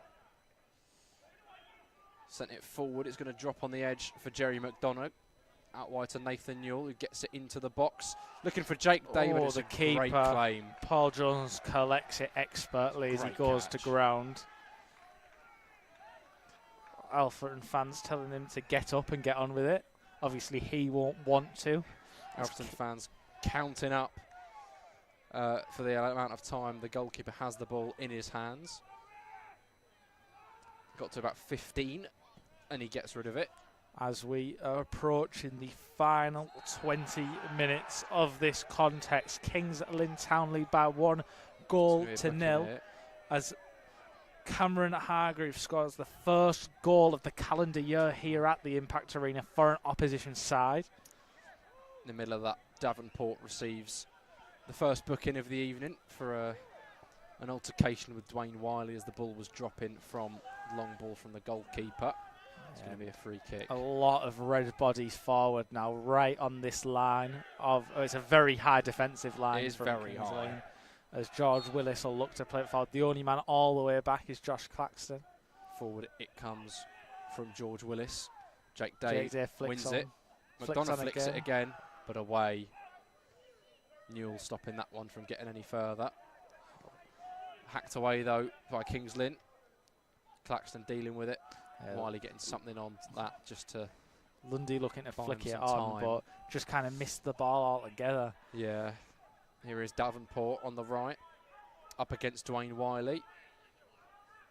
He's in the corner, gets around him, but doesn't quite do enough to get past him, and it's an Alfreton throw at the back. As Sutton United retake the lead for the third time tonight as they go 3-0 up at Notts County. Lund throwing this one down the line, looking for Day. It's got to come sooner or later, I think, the goal. And since the introduction of Jake Day, Alfreton have really looked the better side, but hopefully I'm not about to curse them. Stevens cuts in on his right foot, blocked by Perrott. Good block. All the way out to Waldock now in the middle of the park. He lays it back off to Newell, whose long ball is blocked by Ben Stevens. Yeah, that was almost awful timing from me. Yeah. Could have been as soon as I'm saying Alfreton have been the better team Ben since Jake Day's Stevens substitution. cuts inside and scores, but it was blocked by Perrott. He's been a real nuisance for the back line tonight, Ben Stevens, just chasing down, blocking the long balls when Kingsland haven't kind of let us have possession at the back. But when that opportunity for him to press and stop the ball coming long is there, he has done it. Derby have conceded. That'll Charlton make equalising. a few people in the press box happy. I'm impartial. Yeah, and Derby will be wanting to win that game after a really disappointing loss to Barnsley at the weekend. But a long throw in for Adam Lund, a really dangerous position with the minutes running down as we find ourselves coming on the last 20 minutes as he goes short to Nathan Newell. Good turn. He's going to check back onto his left foot. Stevens makes the block. Just taking too long. Claxton does well as Kingsland are readying a substitute. The board is being readied and a player is up and ready to come on. Ben Stevens is kept on side by Clacky as he looks to come back, but he's tackled by Perrott. I want to say that's forward Bartosz Cybulski lining up to enter the field for Kingsland, former Derby County Academy player. Unbelievable pronunciation from you, by the way, there. I wouldn't have had a clue. Was on loan in this league last season, I believe. And has played against Alfreton before 4 Derby's under-21s in the Derbyshire Senior Cup. There's your facts file for you. Be really embarrassed if it's not him and just someone else who's really tall. The subs board has been dropped on the floor by the Kingsland dugout. Who are getting a bit of grief from their own fans now as they lift the board back up. And it is going to be number 19, Bartosz Cybulski, introduced for Ben Stevens, he's had a good evening. Yeah, and he's come off on the near side, to be fair, rather than walking across the whole pitch. I don't think the referee gave him much choice, to be fair. Yeah, I think Harry Perrott was already complaining about how long the substitute had taken. So I think Cybulski's introduced now just to sort of be that outlet. He's a big for lad. The long balls. He is a big lad. Look at the size of him. He did. I think I want to say Wayne Rooney did give him his senior debut at Derby in the Championship. Yeah, he's making Dwayne Riley look small, which is a difficult task. Jake Day on the ball. Jake Day does really well. Liam Waldock goes out wide to Nathan Newell. Can he get it into the box? He can. It's deep and it's ahead of everybody. Josh Claxton looking to keep it in play. Lays it back to Adam Lund, who puts it back into the area. Jake Day! Oh, what a header, son! Jake Day off the bench equalises for Alfreton Town, and they're back in it, 1-1. Are the tables about to turn? What a header, son! That is a beauty. What a bullet header from Jake Day at the back post, across goal into the far corner. A Newell cross that was too hard, too deep. Came all the way out. Josh Claxton did really well to salvage the ball and keep it in. Passed it back to Lund, who whipped in a wicked ball to the back post. And Jake Day just glanced up into the air and headed it really neatly across goal and into the back of the net. And Alfreton are back on level terms here. And that is a great goal, and it has been coming since Jake Day entered the fray. Yeah, I think you're spot on. It's been looking like Alfreton have been knocking on the door, searching for an equaliser, and they now do have it on 73 minutes. Jake Day off the bench, making that impact. It's a great header. It's a great ball in from Adam Lund. It was whipped. It had pace on it, and Jake Day, rising highest, powers it past the goalkeeper. There's no saving that. What a header from Jakey 15 minutes for Alfreton to find a winner. And obviously with that equaliser, edging slightly closer. Well, to the likes I've of missed a Brackley. few goals as over the last kind of couple of minutes. Rush all have gone 4-1 up at Farsley Celtic. Crikey. I think that's the only game I've missed goals in. Oh no, Curzon Ashton have equalised against Darlington. Great Escape could be off. We say this every week.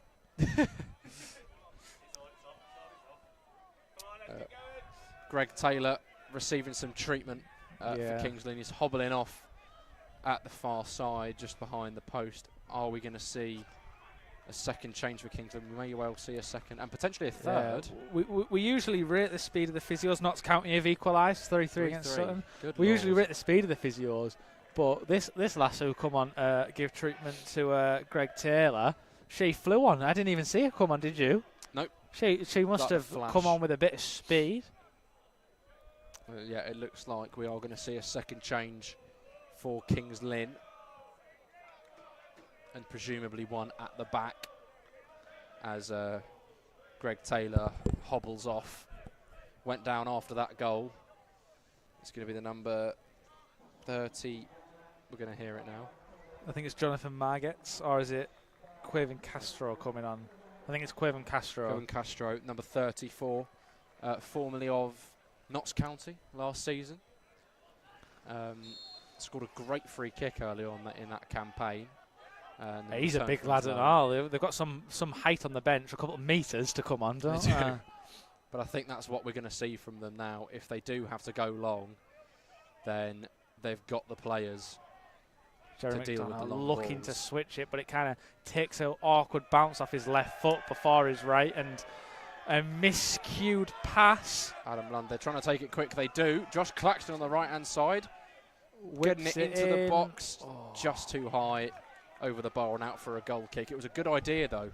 Quick reaction from Adam Lund and Josh Yeah. Claxton to get that throw taken immediately. You just get that sense that the tempo's risen now after that goal. A goal that's been Absolutely, coming, yeah. a goal that we needed as we come on just before the final 15 minutes. Jake Day scored that goal. Right now, we've got about 14 minutes on the clock plus stoppages, and you just get that sense that with that goal and the way Alfreton have played in this second half, that there's a winner. There's another big chance in this game. It could be now. Jerry McDonough taking this one down in an advanced area. Lays it back to Nathan Newell. Who stands Sizes up up his man ahead of him. Ronan does make the wins block, a and it's another corner. And listen to the Alfreton roar behind the goal as this goes out for a corner. You just feel the atmosphere's risen It's going to be Waldock to take it once again. as we wait for Waldock to take this corner. We've got 104 of you in the stream. Thank you for tuning in. Please make sure to subscribe if you haven't already. Here we go. Ball comes in from Liam Waldock, looking for Jake Day. It's out to the edge of the area. And another foul given. The referee's given about 5 of those. He does not like players in the area being anywhere near each other. No. He wants them to all hug and hold hands from corners. Because all he's done is blow his whistle and have chats with people every time there's a corner. I mean, at least you can say he's been consistent in giving them, but consistently, Soft. yes, it's the word that I'm looking for. That's because I Not am. much change, yeah. I was the lunge forward when we scored. I was, Knee locked into place. if we score, I'm on the pitch. We're going to fall over the gantry. Well, Kings Lynn with a throw on the far side. Sending it down the line. It's won by Dwayne Wiley. Cybulski doing enough to get that flicked on. And it will be... No, it won't be a Kings Lynn corner. George Cantrell does well to keep it in. preventing that from being a corner. Out for a throw. The Great Escape. It's back on 2-1 Darlington at Curzon Ashton. I'm really here for this Darlington Great Escape. They were really down in the dumps at the start of this season, weren't they? I'm sorry for any all the Kingsland fans listening, but we've had a bit of a joke about the Darlow Great Escape, so I'm enjoying every moment of the teasers that's going on in this tale. In the middle of that potential Great Escape tale, Kings Lynn looked like they almost had an opportunity of their own. It was a sort of combination of the two substitutes, Cybulski and Castro, trying to get something on across in the box, but it was eventually dealt with, and Alfreton are now up the other end. Nathan Newell drilling one into the box towards Jake Day. Cleared away though. Cybulski taking this one down up against Perrott. Makes the tackle. Out wide to Newell once more. Gets past his man. Gets past his man again. Nathan Newell with the strike. Went on his right foot as well. Oh, Castro with a good turn on Adam Lund. Looking to break. Yeah, bounding down this near side. He's quick. And he's going to try and test Lund. He's eyeing him up. He is going to try and play the ball in behind for Hargreaves, but it's too heavy. Charlton have taken the lead against Derby. Wow. Pull-worn side. Fall into another defeat, it's looking like. Potentially bottling the automatic charge. Willis sending this one up to Jake Day. Takes it down and lays it off for Newell. Gets the ball into the area, it's whipped. Oh, just try to knock it down Jerry McDonough, but it's Does kind of fall spun again. up away from him. But Jake Day does well. Great feet, back out wide. Adam Lund on this right-hand side now. He wants Claxton to be the option out wide. He goes back to Perrott though, who clips it in towards Looks Jake for Day. It's Jake a great Day. ball. Oh my God! Good it's defending though. It's teasing another corner. Chesterfield double the lead at Barnet. Title race is now over. If it wasn't already. Carl McFadden with a good bit of defending to nod that one behind. He knew Jake Day was behind him, and if he didn't get something on that, then there would have been problems. He's knocked it behind for another Alfreton corner. Liam Waldock lining it up once again. In it comes towards Dwayne Wiley, who gets something on it, but it's behind. It's just not a clean connection. Out for a goal kick.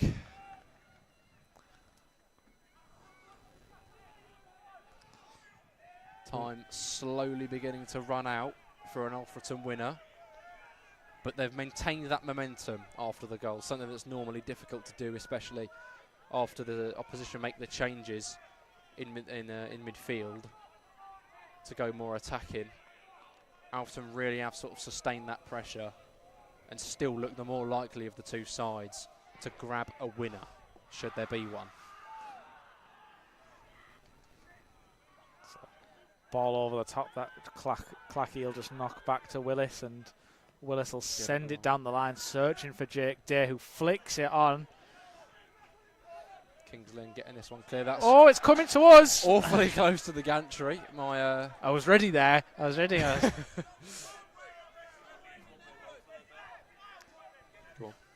Don't be taking out on us.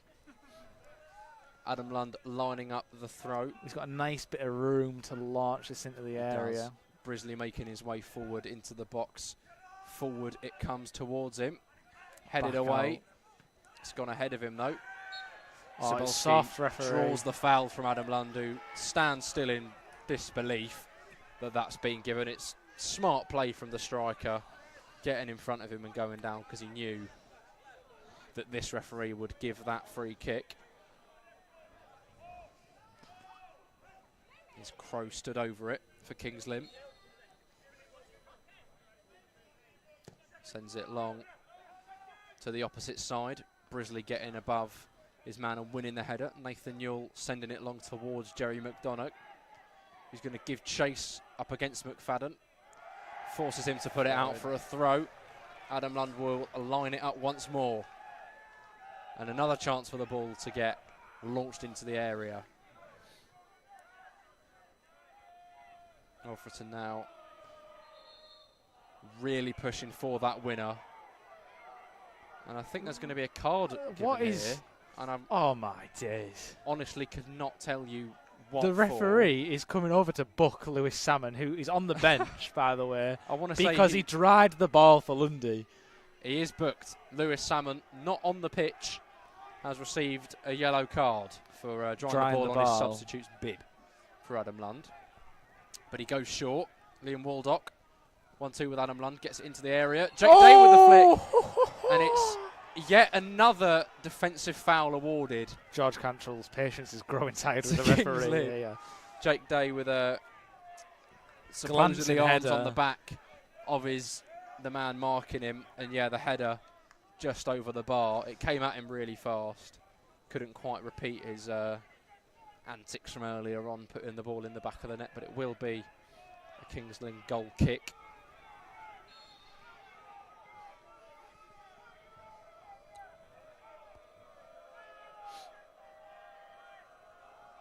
And he now finally takes this up towards the front men, headed forward by Brisley. It's going to come dropping for him again. He gets his head on it. No foul given by the referee. Perrott getting that one forward. Bit head tennis.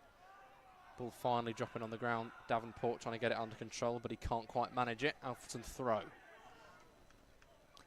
Lundy will make his way over. No one dry that ball. Or you will be booked. The referee really wants Lundy to throw the wet ball. He does. Doesn't want it to have any part of it that's dry. Forward it does come. Headed away by Kings Lynn. Back forward though by Perrott. This is going to bounce and it drops for Liam Waldock, who's got Claxton on the overlap. Clacky just not got the pace, but he does keep well it. to keep it in. After he lost the foot race to Crow, but he got round the man and flicked it back in. Waldock adjudged to have fouled Castro at the back. Free kick to Kings Lynn. You get the feeling that despite having the lead, they are going to be content with a point. Obviously, that's no criticism of them. You see teams want to maintain their results and where they are in the table, given the final couple of minutes. Run of form.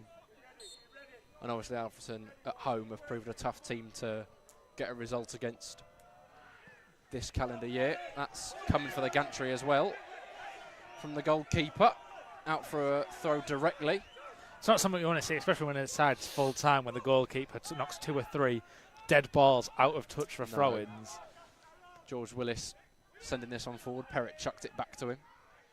Headed away by Kings Lynn, only as far as Dwayne Wiley tries to get it back forward. Up in the air, Perrott taking this one down on his chest. Trying to play it over the top for Josh Claxton, who does enough to nod it beyond his man. But Crow goes down and it will be a goal kick. He saw it out just enough to win that set piece. Bill the photographer with a nice little knock back to the goalkeeper. Tidy pass. Very tidy. We're going to see the final change for Kings Lynn. The third substitution. It's going to be Davenport being withdrawn. Be nice if they held the board up this way. Yep, they've just shown.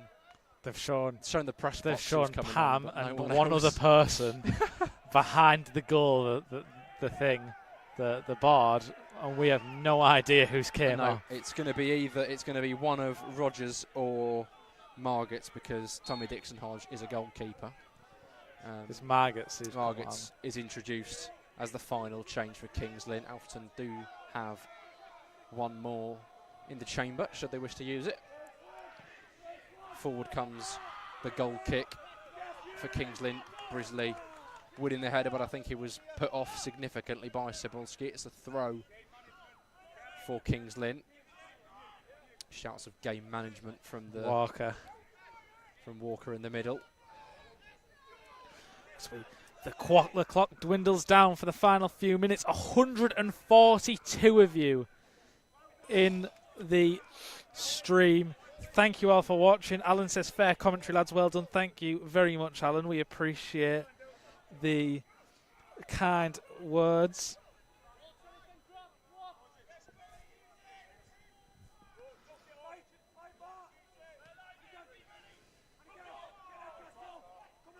Oh, good little turn from Castro, the substitute. Great little bit of play from Kings Lynn on this left-hand side. It's back with Castro. Looking to beat his man. He does. It's inside. He gets it back. Doesn't quite have the angle to shoot. He carries it to the right. He's got no one to lay it off to. He checks back into Cebulski. It goes down.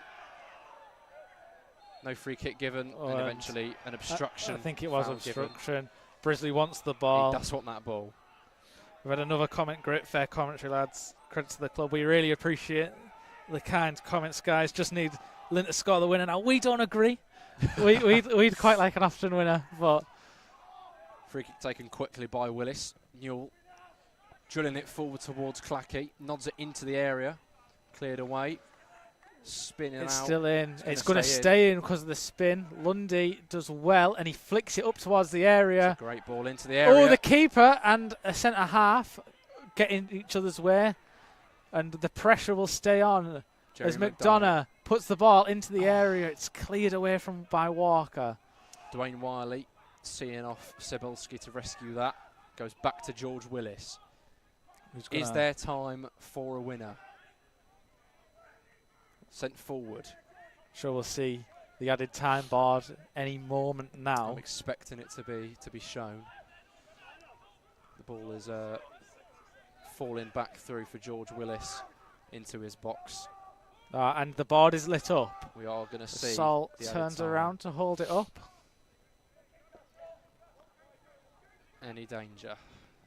He's holding it by his side very discreetly. 5 minutes of added time here at the Impact Arena. Kings Lynn Town with the first goal for an away side here at the Impact Arena this calendar year through Hargreaves. A neat ball over the top, saw him flick it over the head of George Willis and into the back of the net. But as time was running out, we approached the final 15 minutes. Jake Day, the substitute, rose up highest from a great ball into the box from Adam Lund, which saw the Reds equalise. And Alfreton will have a free kick about 25 yards out. To be whipped into the area. An Jerry McDonough drawing the foul. An area where Nathan Newell will like to think he can whip the ball across the face of goal. It's far enough out on that wide area for it to come in with a bit of curvature and outswinger away from the goal. Bodies in the area for Alfreton. Dwayne Wiley, Sean Brisley, Jake Day, Jerry McDonough. Jake Day is having a chat with the goalkeeper, though. I think he's trying to get in his way. Just trying to get in his way, get in his head, maybe. Okay, he's pushed by Paul Jones. Kings Lynn setting up with their one-man wall. Nathan Newell going to try and get this around him, I'm imagining, for one of the players to latch onto. Dwayne Wiley is pushed to the floor by Castro. The referee slumps his shoulders as he has to come over and have a word with Castro. Unfortunately, that is your job, mate. But a lot of Alfreton fans appealing for a penalty. Unfortunately, the referee can't give a penalty because it's technically the ball is out of play. It did look rather soft. But the free whistle's kick blown. Will be taken by Nathan Newell. Whipped to the back post. And Adam Lund. This is not a broken record, but Kings Lynn are given a free kick off of an Alfreton set piece.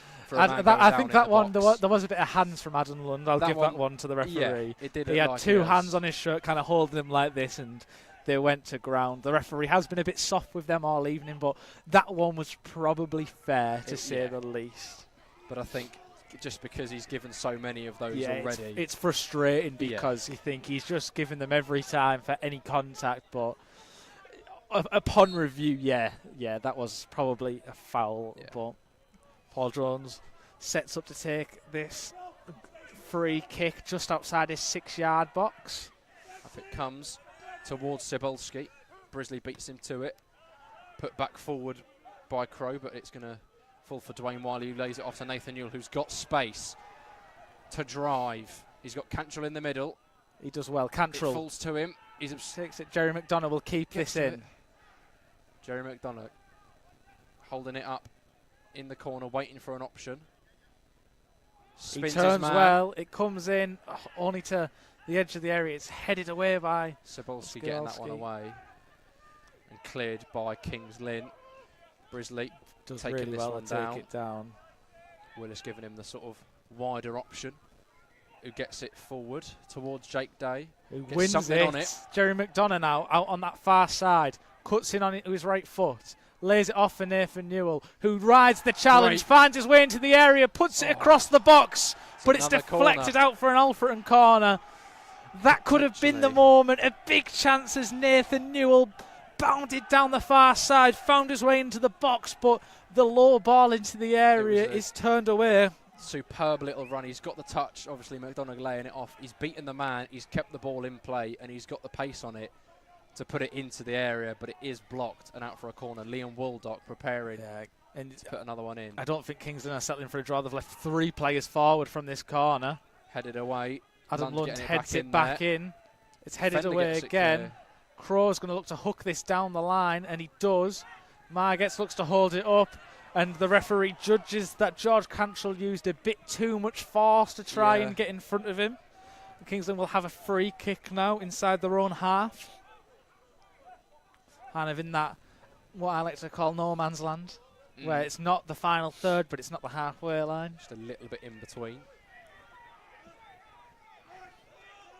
But they're taking it a lot further back than where it was. Yeah. The goalkeeper's got this ball about 5, maybe 10 yards further back than where the foul was committed. Peterborough Sports extend their lead to 3-0 in some great form. 7 goals in 2 games for them. Castro goes inside. Cantrell launching that one off of Cebulski's back, and it falls for George Willis. Castro has stayed down, and he is holding his head, so the referee is going to put a stop to the play. But frustrations. Adam Lund has to be careful not to pick up a booking here, as he's still giving the ref a bit of grief for pause in the game here. I think he knows that it's not a head injury. He's gone down initially holding his knee and then chose to hold his head, and he is back up. Yeah, I mean, his feet. I said it early, if you're not cheating, you're not trying. No, so you're quite right. I can't criticise it too much. Drop ball is given. George Willis pumps it forward. Jake Day looks to win it. It's bounced away. Sawalski hooks it away, but no one out to stop Nathan Newell from taking possession. And he does really well. Good bit of skill as he comes down the left-hand side. He looks to find Jerry McDonough. Oh, it's rolled through. Jake Day falls for Jerry McDonough. George Cantrell on the edge. Waldock. Liam Waldock out wide to Adam Lund. Can he get a ball into the box? He can. It's across the face. It's Jerry McDonough! Oh, it's a great bit of defending from Kings Lynn. Pressure still on though. Oh my days, it just can't find its way in, and that is going to be it. Absolute heartbreak at the death. Oh, the referee blows the whistle. The ball blocked off the line in the dying moments of the game as Jerry McDonough looked to pounce on a loose ball after a great ball into the area from Adam Lund. And I believe it was Cal McFadden on the line. Bodies flying in the white and yellow shirts. It was a body on the line to prevent an Alfreton winner, and then it wasn't over. The ball came back in. Claxton with a little flick, and it's just rolled through to the goalkeeper, who's made the claim. Scrambled on top of the ball. I mean, that was a great game of football, and that ending was fantastic. We just didn't want it to end, especially after that great chance. But that will be it. Full time. Oh, I can't believe how close that was. The ball falls. Literally comes across, falls to Jerry McDonough, and there wasn't anything else he could do. It was on target. He hit it hard. It had a bit of height on it, and the block was there. Yeah, you've got to commend the defending at that point, because that's won them a point on the road. At the end of the day. Bodies on the line, do or die for Kings Lynn Town, and they saved themselves a point at the death. This started very well initially, definitely the better team in the first half, but Billy Heath making a tactical change to go with that 5 in the second half, and that really changed the state of play, and Jake Day changed it even more, getting the equaliser.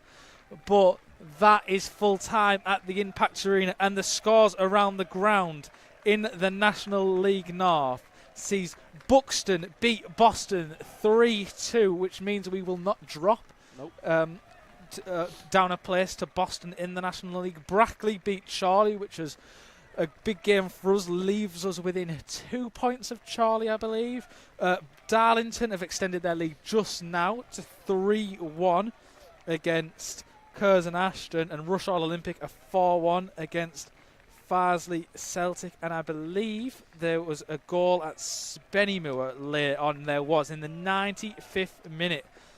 Spennymoor took the lead 1-0. Also, Sutton have gone 4-3 up at Notts County, and Derby were defeated 2-1 to Charlton Athletic as Chesterfield all but really put any doubt out of the National League as they beat Barnet 2-0. Well over 150 at one point in the stream. We want to thank everyone who's come in and is still here now. Thank everyone for the kind comments throughout the stream. It was an excellent affair here at the Impact Arena tonight. We will be back on Saturday as we take on Gloucester on the 2nd of March. Feel free to tune in for that.